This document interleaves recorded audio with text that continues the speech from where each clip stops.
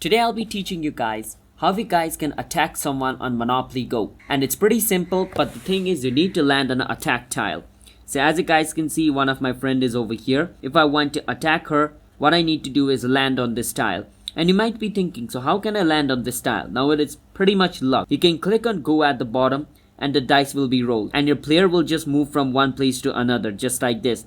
And just like this, you have to hope that your player gets the dice number so that you land exactly on the place where you guys can attack. Now there are two ways. You can either land on your friend or you can land on a thing called attack tile. Now from over here there is going to be an attack tile you can search, because in different account the attack tile is going to be a different place. So you just need to land on an attack tile. Once you land on an attack tile, from there you can choose whom you want to attack. So basically it all depends on your luck. You just have to click on go and wish you land on the attack tile, and from then only you can attack other people. So that is basically how you guys can attack someone on Monopoly Go.